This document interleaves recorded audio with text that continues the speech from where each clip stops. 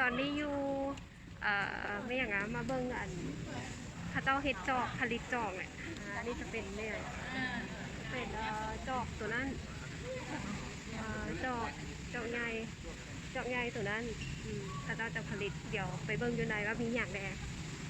ไปเลยจีนี่ไปใส่เซฮัลโหลเด้เซฮัลโหลเด้ไปใส่นี้ฮะไปกับมูไปเบิ่งอีหยัง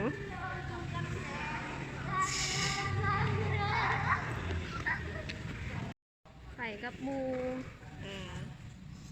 แล้วก็ลูกสาวแล้วก็สามีเดี๋ยวจะขึ้นไปเบิ่งจะเจอว่ามีอย่างแดอันนี้โรงงานผลิตเหล็กหรือว่าอีหยังแหละหลายอย่างอยู่ไหนจักน้อยข้าเจ้าพาไปเบิ่งโอเคก็เราต้องมาบุได้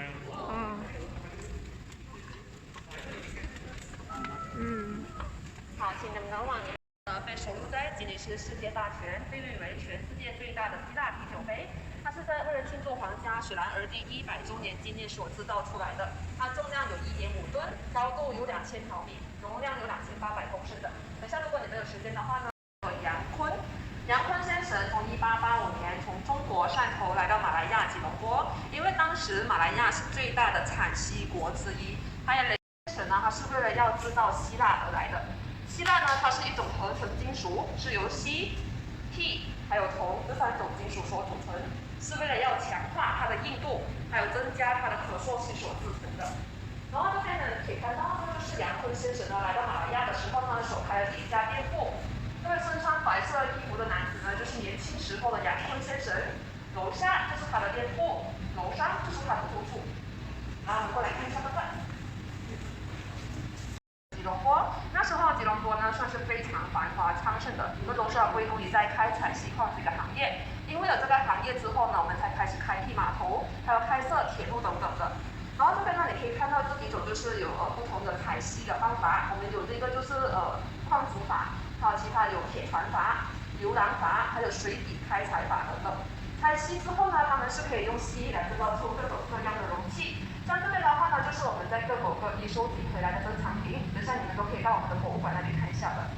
然后杨坤先生本身古威希腊、雄狮希腊还有雪兰莪希腊，但是到最后第2次世界大战之后呢，我们仅存下来店铺就剩下一间雪兰莪希腊。这雪兰莪希腊的店铺呢，就是属于中间身穿白色背心的男先生的，他的名字叫做杨炳凯。杨炳凯先生呢，就是杨坤先生的第3个儿子。他为我们做出的贡献呢，就是引进了机械制造，增加生产线。然后呢，他也是首位聘请大量妇女来到他工厂工作的老板。然后上面那个店铺呢，是在1950年的时候开的，位于在普渡街附近。然后到1962年的时候呢，他就搬去18发的area， 但是不是这边啦。前书单所批准颁发的皇家命令授权书。然后第2个原因呢，就是我们已经有2个姐妹公司 sister company。第一个 company 就是 Cellbrand 就是专打造18K 黄金、白金、钻石的，还有 Comis 就是专打造925纯银哦。等下我们都可以到它的档案室那边看一下。然后这边可以看一下，这个就是巨型的鳄鱼模型，它是仿效着300-400年前的动物钱币。真正的动物钱币呢，它是大小在过来看一下。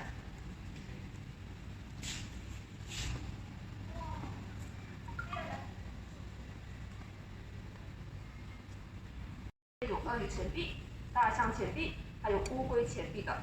它们的价值呢都是由它们的重量来衡量，越重的话呢价值就越高咯。如果他们买1包米的话呢，可能会给一个大象钱币啦，然后找钱给几个乌龟钱币，就找回钱给人家咯。非常传统的采锡的方法，我们叫做流廊法。以前的流廊女呢，她们要进行这个工作的话呢，她们是要有 license， 然后只是提供给妇女才可以进行这个工作。如果要采锡的话呢，流廊女呢，首先她们要拿这个木盆，在河里面挖起含有锡的泥土，在河上面冲刷，然后沉淀下来这个黑黑的东西呢，英国士兵他们来到马来西亚了，所以呢，工匠们就开始制造他们的需求了。看一下这个。这个呢，就是我们从新加坡庙宇里面收集回来的烛台，它是锡，然后再镀上黄金。以前是用黄金不像现在用24K金。ตอนนี้พากันเลาะเบิงไม่อย่างเครื่องเก่าเพราะว่าคล้ายๆคือผลิตภัณฑ์อยู่บ้านเขาแหละงามอันนี้ก็เฮ็ดอันนี้โดยเฉพาะเฮ็ดพวกไม่อย่างจอกกะละมังอีหยังเครื่องปั้นเครื่องอย่างโบราณอีหยัง每个希腊的底部呢，都是属于每个工匠的印记，把我们的。然后这个呢，玉和竹溪的印记呢，就是来自杨坤先生的印记。玉和就代表翠玉平和，也就是代表杨坤先生呢，希料是非常足够的，这里就代表是没有偷工减料了。过后呢，他的儿子呢各自开设了希腊店铺，分别有马来亚希腊、普威希腊、雄狮希腊，还有雪兰莪希腊。但是到最后第2次世界大战之后呢，我们仅存下来的店铺就剩下这一间雪兰莪希腊。因为过之后呢，我们得到了前苏丹所御准颁发的皇家命令授权书，所以呢，这个就是为杨坤先生所画的油画了。然后他的西装呢是那个画家为他特地画上去的，因为当时呢他只是穿着一个白色的背心，白色背心挂上去怪怪的。那我们可以过来的话呢，首先工匠们呢他们会拿那个希腊溶液做成一个锡片，做成锡片之后呢，他们会用一个叶子叫做毛果锡叶藤，简称叫做粗叶子啦。它的方式就是拿来polish过后呢，他们会用这个大剪刀剪出他们要的形状，然后再放到木模上面去敲出的话呢，我们是用模具一体铸成，所以就比较简单了。以前的话就比较难一点。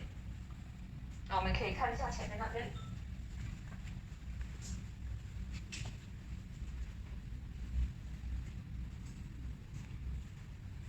好，这个呢，这些碎屑呢，我们全部都不会拿来浪费的啦，我们会把它收集起来，溶解，然后再循环使用的。然后这边呢，你可以看到一整大箱的希腊碎屑，一共是有1578公斤，是工匠们呢一天里面可以收集回来的分量啊。然后呢，如果他们把它溶解之后呢，他们是可以制造出1422个的咖啡。然后这边你可以看得到的就是Comis 的白安氏 ，Comis 就是呢全世界历史最悠久的遗迹。然后呢 ，Royal Selangor 正式把它收购回来。然后在这边呢，你可以看到白安氏里面一共是有35000件的珍藏品，包括有工具、模样、工具等等全部都是收集在这里。还有更加早期的那些珍藏品呢，他们是收集在那个 Victoria and Albert Museum， 还有那个 Britain Museum 里面的。然后你可以看一下它每个希腊那个银制品你无论你买几大或者是几小的材。อันนี้ก็คือว่าไม่อย่างเงินนะอันนี้เงินโบราณละเอียด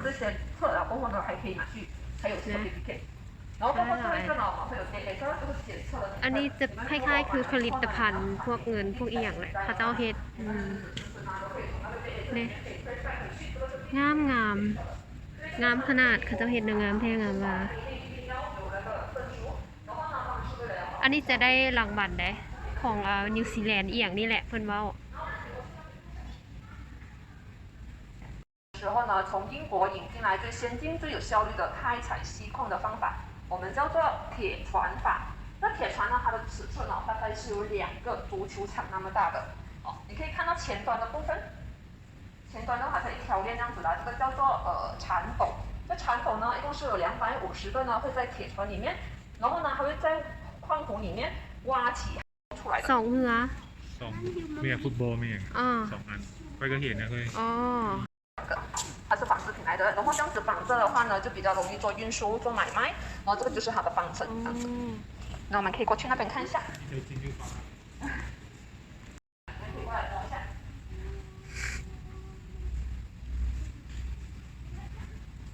好，这个1885射击法是用气枪里面的弹珠让射出来，射击法的处理表层。然后呢，这个叫做敲击法，我们是用